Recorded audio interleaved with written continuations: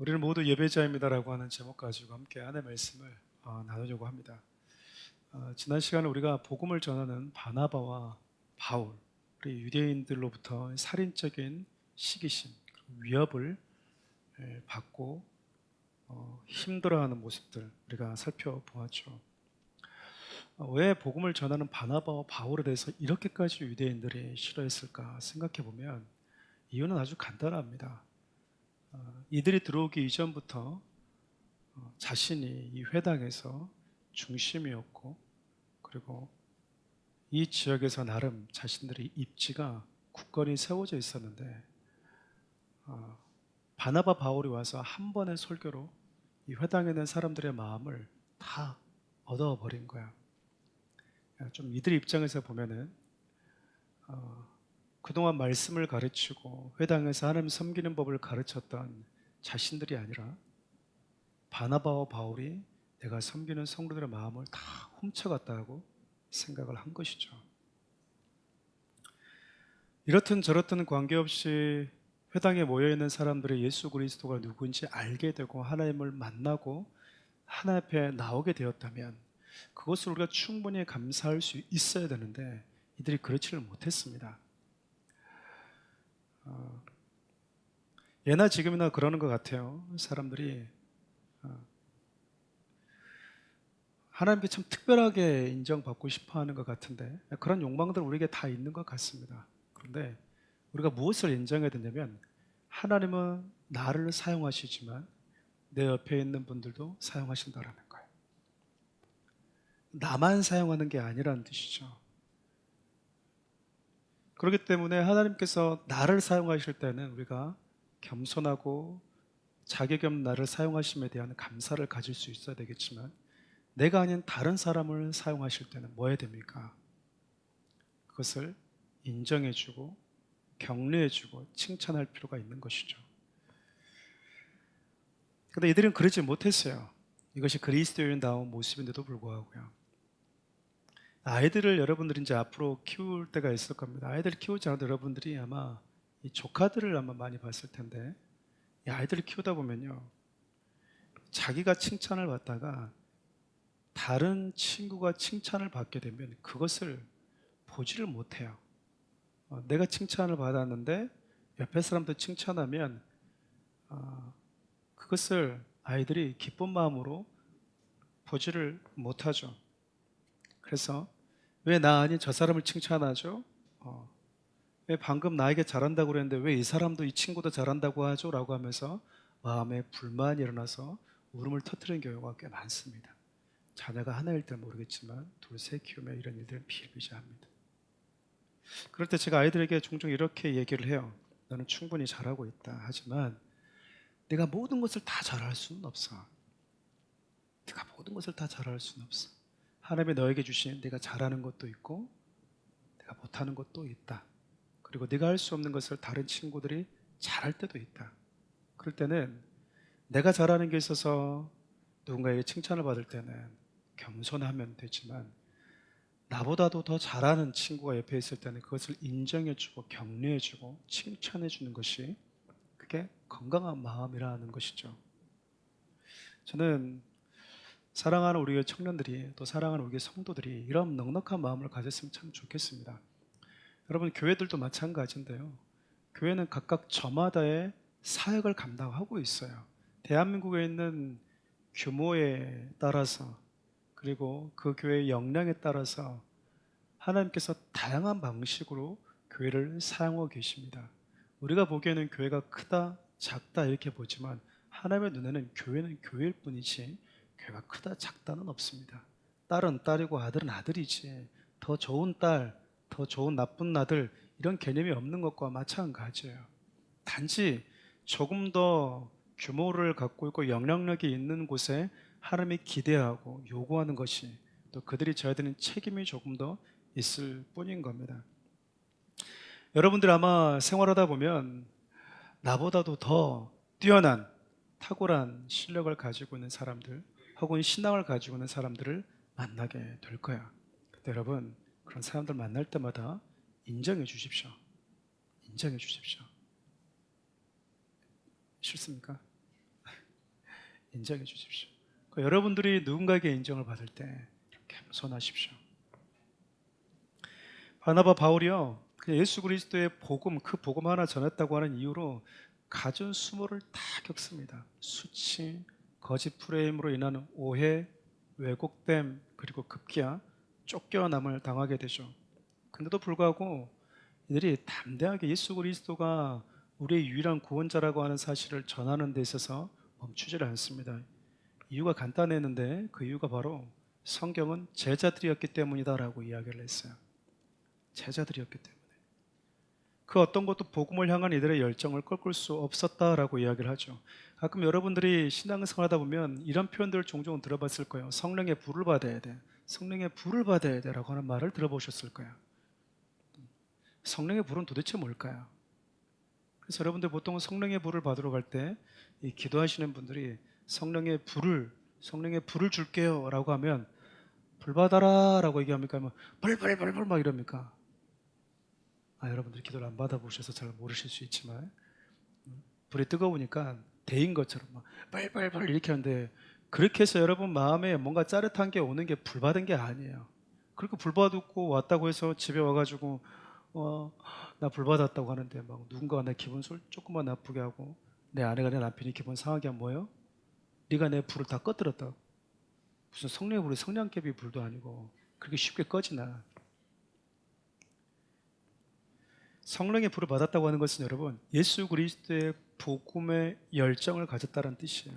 여러분 잔인할 정도로 무서운 시기심과 수치, 버려짐과 죽음의 위협이 바나바와 바울이 가지고 있었던 복음의 열정을 여러분 꺾을 수가 없었습니다. 꺼트릴 수 없었다는 것이죠. 왜냐하면 이들에겐 성령의 능력, 성령의 불, 성령님이 주시는 기쁨이 있었기 때문이에요.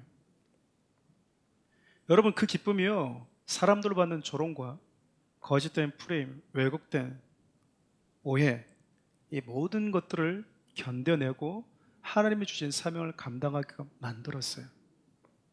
우리는 대부분 기분 나쁘면 뭐합니까? 다 포기해버리죠. 이거 안 해, 저거 안 해. 그렇잖아요. 하나님 우리에게 맡겨준 사명이 있거든요. 기분이 나빠도 불쾌해도 뭐 해야 되죠? 해야 되는 거예요. 사람이 살아가면서 겪는 가장 큰 스트레스 중에 하나가 사람들이 나에 대해서 왜곡되게 알 때가 아닐까 싶은 거예요. 특별히 이제 우리 청년들 가운데 방송 일을 하고 계시는 분들이 계시겠지만 그 댓글들 같은 거 보면은 정말 많은 오해들 받지 않습니까? 많이 받으실 건데, 네, 오해를 받잖아요. 나는 아닌데 대중들이 만들어 놓은 나와 원래 내가 너무 다른 거예요. 근데 여러분 사람들이 사실을 믿을 것 같음에도 불구하고 들어가 보면 사람들은 사실을 믿는 것이 아니라 그 팩트를 믿는 것이 아니라 자기들이 해석한 것을 믿더라고요. 여러분 바울과 바나바를 선동질하고 바나바 바울에 대해서 거짓된 프레임을 씌웠을 때 이들에 대해서 결코 좋은 감정을 가지고 사람들에게 선동하지는 않았겠죠.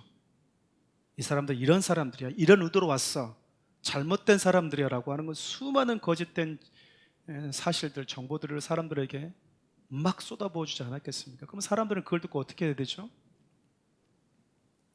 바울과 바나바에 대해서 왜곡된 정보를 가지고 그들을 대할 수 있다라는 거죠. 근데도 불구하고 바나바 바울이 여전히 복음을 전합니다.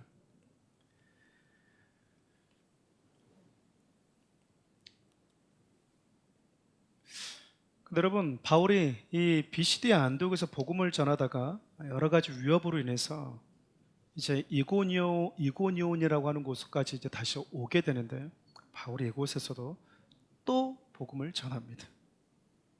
근데 여러분 그렇게 복음을 전하자 많은 사람들이요 예수님을 믿기 시작한 거예요. 여러분 우리가 한번 생각해 보면 많은 사람들은요 다 믿음을 가지고 있습니다. 어떤 분들 그러죠. 나는 하나님을 믿어요. 그럼 나는 안 믿어요. 아니요, 안 믿는 건 없습니다. 하나님이 계시지 않다고 믿는 거죠. 말장난이라고요? 아니요, 사람들은 그 믿음을 갖고 있는 겁니다. 나는 하나님이 살아계시다라고 하는 믿음을 갖고 있는 사람과 하나님이 존재하지 않는다고 하는 믿음, 그 믿음을 가지고 있을 뿐 우리는 모두가 다 믿음을 가지고 살아가고 있어요. 바울이 전했던 것은 인간이 어떤 존재이고 그 처절하게 죄와 죽음이라고 하는 피할 수 없는 이 운명을 가지고 살아가는 인간을 다시 살리시기 위해서 하나님이 무엇을 하셨는가에 대한 그 사실을 전했거든요. 그것이 복음이거든요. 결국 인간은 어떤 존재이냐, 사람은 누구인가라고 하는 이 본질적인 질문을 건드리고 있는 게 복음이에요. 왜냐하면 여러분, 세상 살아가다 보면 본질적인 질문은 건드리질 않습니다. 고리타분하다고 말을 해버리죠. 야, 사람은 도대체 무엇으로 사는 거지? 질문하지 않습니다. 너는 왜 그렇게 악착같이 돈을 벌려고 하지? 너는 왜 그렇게 악착같이 성공하려고 하니? 그 왜라고 하는 질문에 대해서 크게 오랜 시간 머물러 있지 못하게 만들어요. 그게 없으면 안 될 것 같은 절박감만 주는 것이죠. 왠지 패배자가 같고 세상에 루저 같은 느낌을 주기 때문에. 근데 인간이란 도대체 누구인가? 인간은 왜 이 땅에 태어나서 살아가고 있는가? 그렇다면 이 생명을 주신 분은 누구이고 대체 인간에게 죽음을 왜 찾아왔는가? 피할 수 없는 이 죽음이라고 하는 운명 가운데 처한 인간을 하나님은 사랑하셔서 무슨 일을 하셨는가? 이게 복음이라고 하는 거거든요. 많은 성도들이 감동적인 예화와 메시지에 많이 열광하는 것 같아요. 설교 딱 끝나고 나면 설교 내용은 하나도 기억에 남지 않는데 예화가 딱 하나가 남는 것이죠. 여러분, 예수 그리스도의 방금 제가 말씀드렸던 그 복음보다도 더 감동적인 게 있을까요? 바나바 바울은요, 여러분과 제가 너무나 잘 알고 있는 그 복음을 가서 전하고 왔어요. 그러니까 여러분, 감동적인 예화를 듣고 눈물 콧물 나서 코끝이 찡해서 예수 믿는 게 아니고요, 복음을 전하니까 그 복음 때문에, 그 복음 안에 담겨져 있는 하나님의 사랑 때문에 사람들의 마음이 움직였던 겁니다. 여러분, 사람의 마음을 움직일 수 있을 것 같습니까? 내 남편, 내 아내, 내 자식도 내 마음대로 못 하는데요. 어떻게 옆에 있는 사람들의 마음, 대중들의 마음을 움직일 수 있어요? 여러분, 그것은 우리가 할 수 없어요. 그건 하나님이 만져주셔야 되는 거예요. 근데 사람들이 그 마음을 움직이는 게 바로 복음이에요. 여러분, 믿으시나요? 근데 여러분, 그렇게 복음을 전함으로 인해서 많은 이들이 하나님께 돌아오고 있는데 이곳에서 안디옥 회당의 유대인들처럼 바울을 거부합니다. 우리 2절 말씀 함께 읽어볼까요? 그러나 순종하지 아니하는 유대인들이 이방인들의 마음을 선동하여 형제들에게 악감을 품게 하거늘. 똑같이 비시대 안디옥에서처럼 유대인들의 사람들을 또 선동합니다. 그래서 바울과 바나바에 대해서 악한 감정을 갖게 만들어 버렸어요. 여러분, 이런 일들은요, 교회 안에서도 참 많이 일어나요. 비일비재하게 일어납니다. 우리가 서로를 잘 알게 되면 서로에 대해서 얘기할 수 있겠죠. 저도 제 아내와 우리 첫째, 둘째, 셋째 없을 때 첫째, 둘째, 셋째에 대해서 이야기를 하거든요. 근데 우리가 그걸 험담이라고 말하지는 않죠. 그렇죠. 근데 여러분, 우리가 모르는 제3자에 대해서 이야기할 때 그 사람이 옆에 앉아있을 때 들어도 별 개의치 않을 것 같다라고 하는 그 말 외에 우리가 다른 사람에 대해서, 또 나와 대화하는 사람이 그 사람을 모르는데 선입견을 갖게 하는 것은 지롭지 못한 것 같아요. 특별히 누군가의 마음을 충동질해서 상대에 대한 악한 감정을 갖게 하는 것은요, 여러분, 아주 악한 것입니다. 악한 거라고요. 저는 여러분들이 누군가의 마음을 막 충동질하고 이간질하는 사람이 되질 않았으면 좋겠어요. 여러분, 그건 그리스도의 모습이 아니라고요. 반대로 저와 여러분들이 그렇게 이간질하고 충동질하는 사람들의 이야기를 듣는 위치에 있을 수도 있어요. 그때 어떻게 하셔야 될까요? 막 그러면서 여러분 마음을 움직이시고 막 설레발 치면 안 돼요. 중심을 딱 잡으셔야 돼요. 중심을 잡으셔야 됩니다. 누가? 오빠가 그랬다고? 그 형제님이 그랬다고? 그 리더가 그랬다고? 그 집사님이 그랬다고? 목사님이 그랬다고? 이럴 필요 없다 그 말입니다, 여러분. 정 여러분 마음에 그러시면 그 상황에서는 야, 그런 말을 왜 쓸데없이 하고 그래? 마음이 좀 어려우면 집사님, 제가 집사님은 좀 드릴 말씀이 있어요. 만나서 집사님, 제가 이런 말을 들었는데 좀 마음이 어려워서요. 혹시 제가 이유를 좀 들을 수 있을까요? 오해했구나. 아니면 그런 말 들었구나. 내가 그런 오더가 아니야. 너 미안해. 사과 받으시면 돼요. 여러분, 저에 대해서도 마찬가지예요. 목사님이 그러셨다고 저한테 오십시오. 제가 사과하겠습니다. 잘못했으면 사과했다고 말해야지 어떻게 하겠습니까? 그렇잖아요. 여러분들이 우리가 사는 사회에다가 왜 이럴까 그러지 마시고 이걸 있는 그대로 받아들이면서 이곳에서 우리가 어떻게 믿음으로 반응할지에 더 에너지를 쓰셨으면 좋겠어요. 세상이 왜 이럴까 이러지 마시고요. 교회가 왜 이럴까 그것이 아니라 사람들이 모여있는 곳에서 일어나는 이런 수많은 상황들 속에서 어떻게 그 상황을 대처하고 견뎌내는 것이 그리스도인다움인가, 그래서 여러분들이 더 고민할 수 있는 사람들이 되었으면 좋겠습니다. 여러분, 바울과 바나바는요 이것을 별로 개의치 않습니다. 사람들이 자기에 대해서 왜곡된 감정을 갖고 악한 감정을 가지고 있고 잘못된 정보를 가지고 자기를 인식하고 있고 자기에 대해서 그렇게 반응해도 별 개의치 않았어요. 여유 있었습니다. 여유가 있었다고.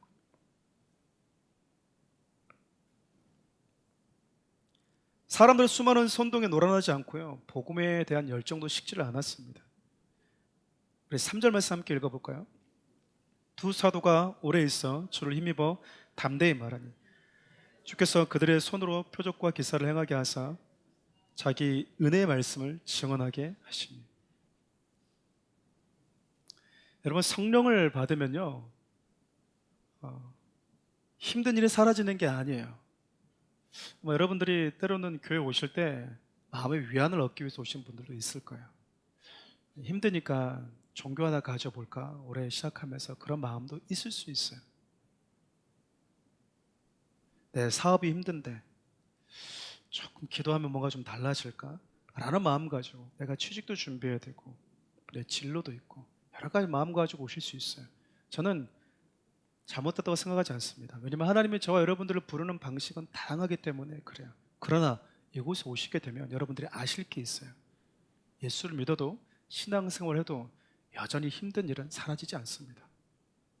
성령을 받게 되면, 예수를 믿게 되면 우리 안에 주시는 것은 주를 힘입는 거예요. 다시 말하면 하나님이 세상을 감당할 수 있는 힘과 능력을 주신다라는 겁니다. 크게 달라져요. 세상이라고 하는 녀석이 나를 힘으로 억누르고 있는데 세상이 나를 누르고 있는 그 힘보다도 더 강한 힘을 주시는 분을 내가 아버지로 만나게 되는 겁니다. 자녀들 키우다 보면 여러분 또 이런 일이 있어요. 아이들은요 부모의 늘 그늘 아래 있지 않습니다. 부모는 전폭적인 사랑을 주죠. 사랑의 눈빛으로 바라봐 주지만 아이들이 조금 크면 어린이집을 가게 되고요 학교를 가게 되고 유치원을 가게 되고 그곳에서 이 아이들은 비교가 됩니다. 외모에 대한 비교, 사이즈에 대한 비교. 사이즈에 대한 비교도 일어나더라고요. 우유를 많이 먹어도 키가 안 크는 것 같습니다. 사이즈에 대한 비교, 지식에 대한 비교, 재력에 대한 비교. 여러분, 우리 의지와 상관없이 아이들 그 비교를 받아요. 엄마 누가 그래서 뭐라고 했어? 뭐라고 했어? 힘들어서 오는 거죠. 그때 부모가 뭐 해주신 줄 아세요? 그 아이들에게 꼭 끌어안아주면서 그들을 힘들게 했던 것보다도 더 큰 힘으로 안아주는 겁니다. 부모가 있기 때문에. 아빠 엄마가 있으니까 여러분에게 아버지가 생긴 거예요. 이 땅을 살아가는 저와 여러분들에게.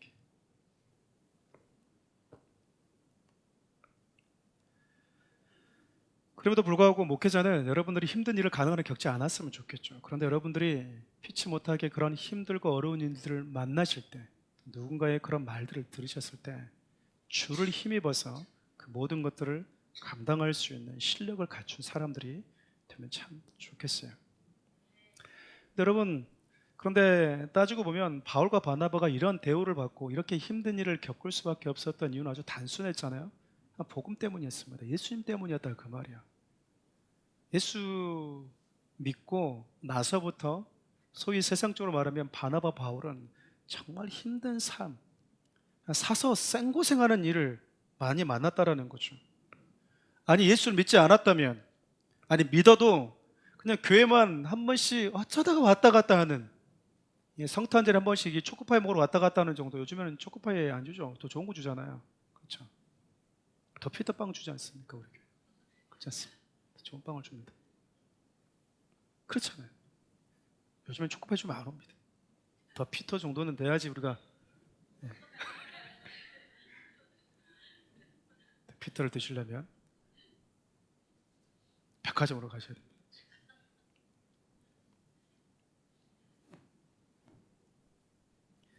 근데 여러분 그것도 아니고 제자로 가겠다라고만 하지 않았어도 이런 일 없었어요. 내가 예수님의 제자의 삶을 살겠습니다라고만 말하지 않았어도요. 바나바 바울 이러이 고생 안 해도 된다고요. 여러분 예수님 믿으십니까?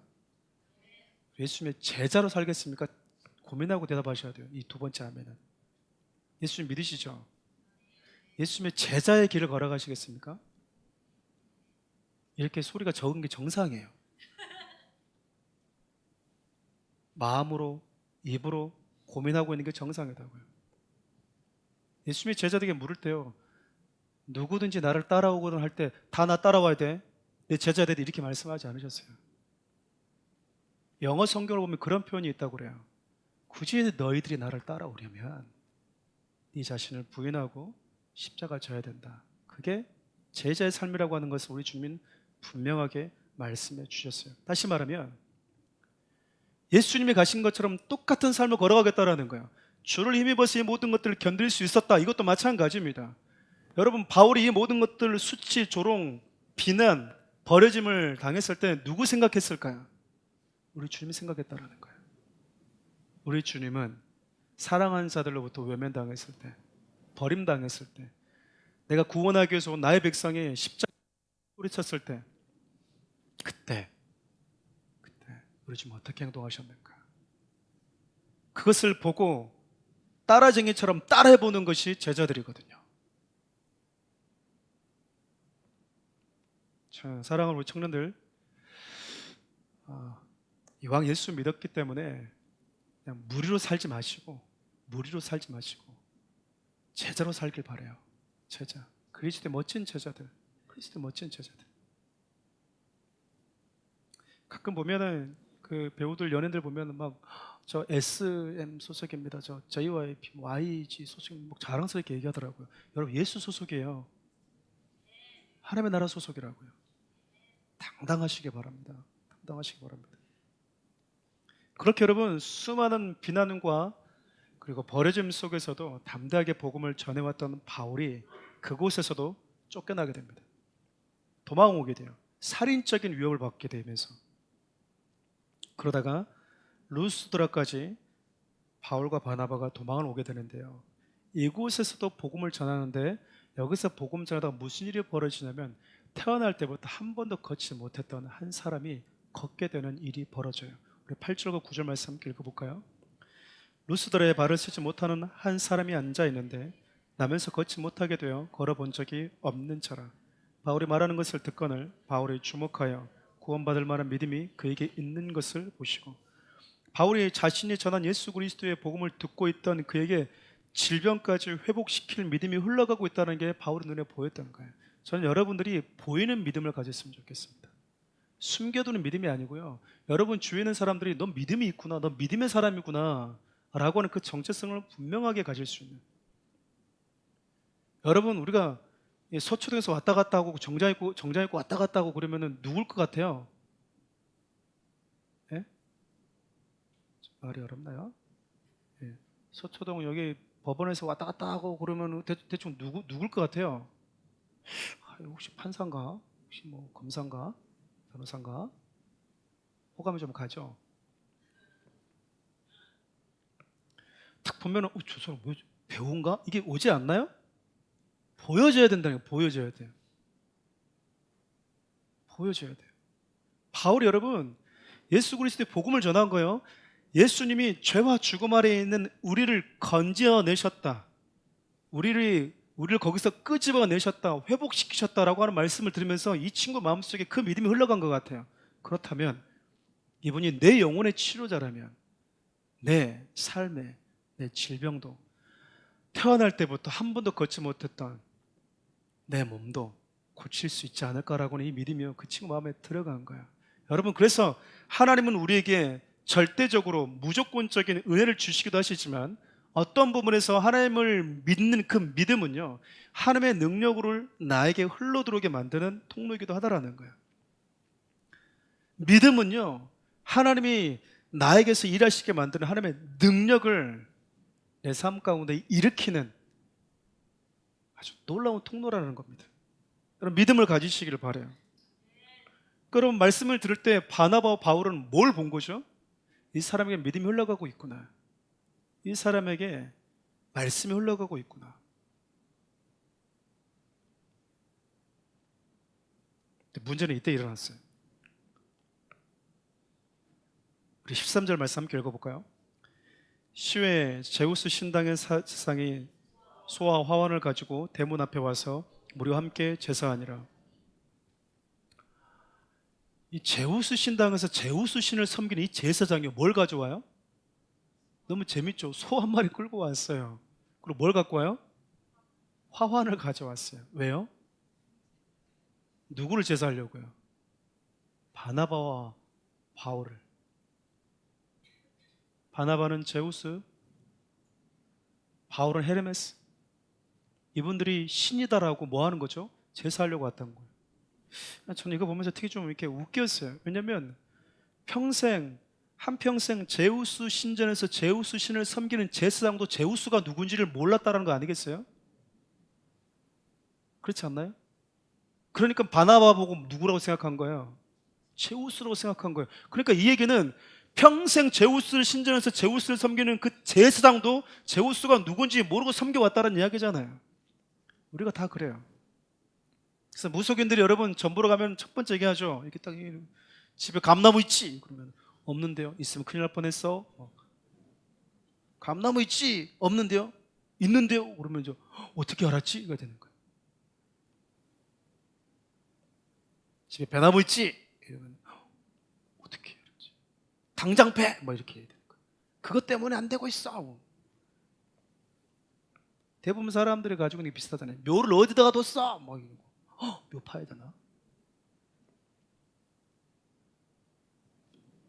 배나무 없는데요. 있으면 큰일 날 뻔했어. 이게 여러분 지금 제우스를 섬기고 있는 이 제사장조차도요. 뭐 하는 거예요? 제우스가 누군지를 모르고 제사 지냈다고 하는 증거잖아요. 이게 세상이에요.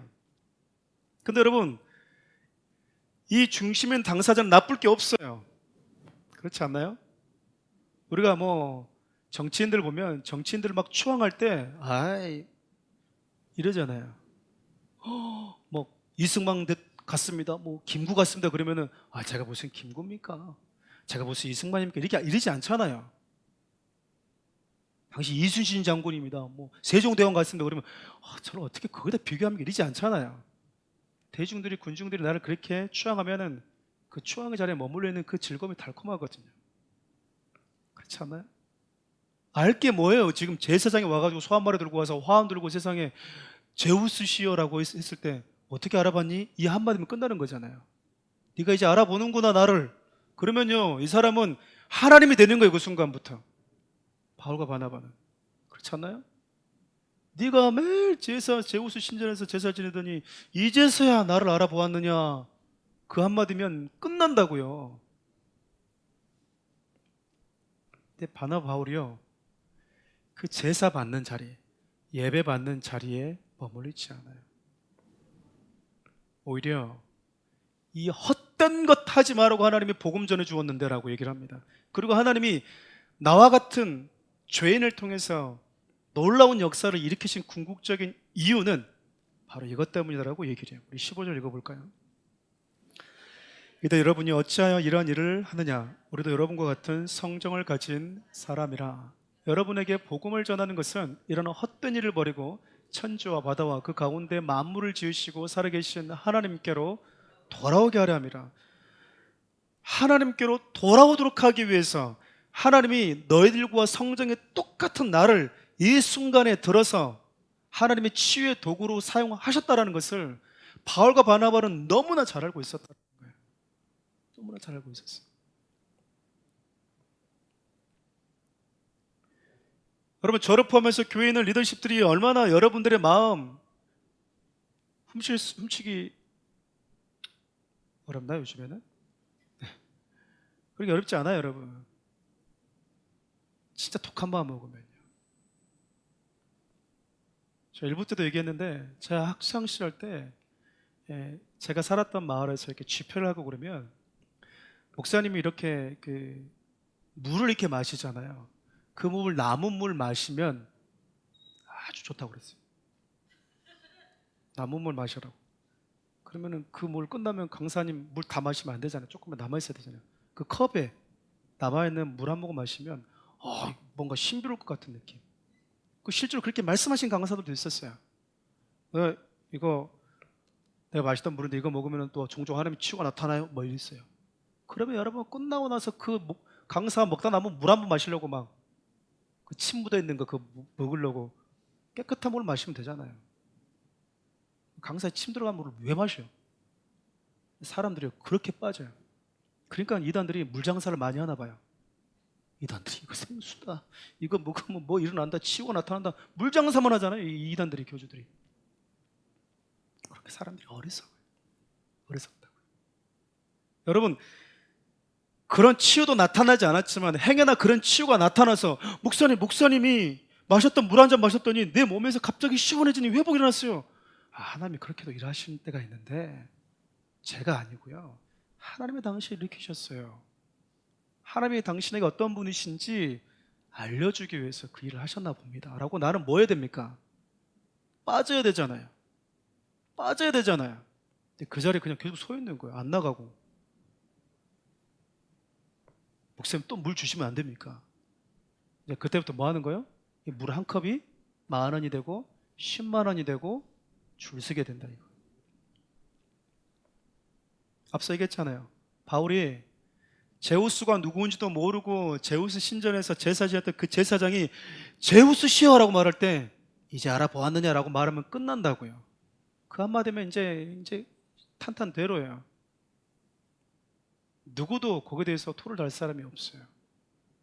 바울이 그걸 거부한다고요. 사람들은 추앙받기를 원하고 싶어하고 누군가에게 주목받고 누군가의 시선을 먹고 살아요. 더 나아가서는 누군가의 경배의 대상이 되고 싶어 하고요, 누군가의 예배의 대상이 되고 싶어요. 그래서 여러분, 그걸 요즘 시기 표현을 빌리면 가스라이팅을 하는 거예요. 가스라이팅. 너 여기서 나가면 너는 루저 되는 거야? 네가 여기 있으니까 아주 특별한 곳에 있는 거야? 저는 저를 포함해서 사랑하는 우리 청년들도 이걸 조심하셔야 된다고 생각해요. 조심하셔야 돼요. 그러니까 여러분, 사단은 저와 여러분들이 복음을 전하는 자로 살지 못하도록 위협하고 또 위협할 뿐만 아니라 그래도 안 되면요, 사람들에게 주목받는 그 위치로 완전히 올려놔줘요. 가장 높은 자리에. 저와 여러분들로 하여금 넘어뜨리는 데 있어서 고난과 힘들다고 하는 그 역경, 사람들로부터 어떤 스트레스만 받게 하는 것이 아니고요, 저와 여러분들을 아주 기분 좋게요 띄워준다, 그 말이에요. 가장 높은 곳으로. 사람들의 주목 속에서 우리 영혼을 망가뜨려 버리는 거예요. 여러분, 개구리가요 뜨거운 펄펄 끓는 물에 탁 집어넣으면 어떻게 될까요? 개구리 죽습니다. 여러분, 개구리가요 이 미지근한 물에 계속 불 달구면요, 헤엄친 것 같다 어느 순간 뭐 하죠? 배를 탁 뒤집고 죽어요. 개구리 죽이는 방법 다양합니다. 집에서 한번 해보시는 분들이 또 계실 수 있는데, 동물 학대가 돼서도 못할 수도 있지만, 사단이요 우리 영혼을 망가뜨리는 방법은 다양해요. 이 친구는 위협을 가하면, 이 친구는 환난을 주면, 이 친구는 오해받게 하면, 이 친구는 거짓된 프레임을 씌우면, 이 친구는 선동하면 무너진다. 쟤는 그걸로 안 넘어지네, 얘는 띄워주면 넘어져 버리네, 안다고요. 여러분, 우리 주님이 동일한 시험을 받으셨어요. 우리 마태복음 4장 8절부터 10절 말씀 우리 읽고 말씀을 마무리하려고 합니다. 마귀가 또 그를 데리고 지극히 높은 산으로 가서 천하 만국과 그 영광을 보여 이르되 만일 내게 엎드려 경배하면 이 모든 것을 내게 주리라. 이에 예수께서 말씀하시되 사탄아 물러가라, 기록되었을 때 주 너의 하나님께 경배하고 다만 그를 섬기라 하였느니라. 여러분, 예수님은 하나님이세요. 믿으십니까? 근데 그분은 우리의 예배를 받으시기에 합당한 유일한 분이시다 그 말이에요. 그럼에도 불구하고 그분은요, 인간의 몸을 입고 계실 때 하나님만을 예배해야 하는 것이 인간의 본분이라고 하는 것을 그 누구보다도, 그 어떤 인간보다도 가장 완벽하게 보여주셨어요. 여러분, 사탄은요, 예수님이 창조주인 걸 알아요. 창조주인 걸 안다니까요. 오케이, 하나님의 창조주인 거 인정. 근데 당신이 가장 완벽한 인간이라고요? 하나님의 형상대로 지음받은 그 인간이 맞다고요? 하나님을 가장 완벽하게 예배하는 그 예배자가 맞다고요? 아니야, 너는 창조주잖아. 너는 하나님이잖아. 근데요, 우리 주님이 창조주로서도 손색이지만 인간으로서도 가장 완벽한 모습, 하나님을 예배하는 게 싫어서 떠나버렸던 그 인간들 세상 속에서 하나님 어떻게 예배해야 되는지를 가장 정확하게 보여주십니다. 어떤 유튜버가 그런 말을 하더라고 하시는 분도 계시겠지만, 아름답다라고 하는 표현이 나다운 거라고 표현하더라고요. 그 아름이라고 하는 표현이 나다운 거래요. 그 사람들이 이 말을 듣고, 그래, 나다운 게 가장 아름다운 것이지, 내 개성을 살려야 되지, 내가 하고 싶은 거, 내가 꿈꾸는 거, 내가 원하는 대로 사는 것이 이게 진짜 나다운 것이지, 그게 아름다움이지. 여러분, 성경은요, 가장 나답고 아름다운 모습을 하나님의 형상대로 지음받은 그 원래 인간의 모습이라고 얘기를 합니다. 아름답다, 나답다, 나다운 게 뭘까요? 내 마음대로 하는 거? 사단이 거짓말했잖아요. 가장 아름다운 것, 더 아름다운 것은 하나님 없이 네가 하고 싶은 대로 살아보는 거야. 네가 예배자가 아니라 예배 대상이 되어보는 거야. 그러면 더 아름다울걸? 더 놀라운 일이 벌어질걸? 사단은 지금도 이렇게 속이고 있어요. 아니요, 인간은 하나님을 예배할 때 가장 인간답습니다. 바나바 바울이요, 자기를 예배하러 온 사람들에게 아니, 하나님을 예배해달라고 얘기합니다. 아름답다라고 하는 것은 하나님이 우리에게 주신 저마다의 위치에 있을 때예요. 물고기는 물 속에 있을 때 아름답습니다. 물 바깥으로 나오면 여러분 악취를 풍겨요. 자, 금요일로 드린 표현을 썼는데, 여러분 침도 마찬가지죠. 침은 여러분 입 안에 있을 때요, 소화를 시키는 아주 중요한 도구입니다. 근데 여러분 침이 바깥으로 나오면 어떻게 될까요? 침이 바깥으로 계속 나오면 어떻게 될까요? 침이 문제가 아니고 그 사람 그때부터 돌봄이 필요한 거예요. 그렇잖아요. 침이 문제가 아니에요. 있어야 될 것이 있어야 되기 때문에. 사람 마찬가지입니다, 여러분. 사람 똑같아요. 예배자로 살 것이냐, 네가 예배 대상이 될 거냐, 이거를 조심하셔야 돼요. 아마 우리 청년들 사이는 가지고 있는 성향이 다를 겁니다. 조금만 힘들면 믿음이 이렇게 무너지는 분들이 있을 수 있어요. 여러분, 이때 여러분 성령의 능력을 구하십시오. 주를 힘입으십시오. 반대로 바나바 바울을 사람들이 띄워주고 예배 대상이 될 수 있도록 하늘 높은 줄 모르고 띄워줄 때, 여러분 그 자리에 자주 서 있게 되는 분들은 늘 조심하셔야 돼요.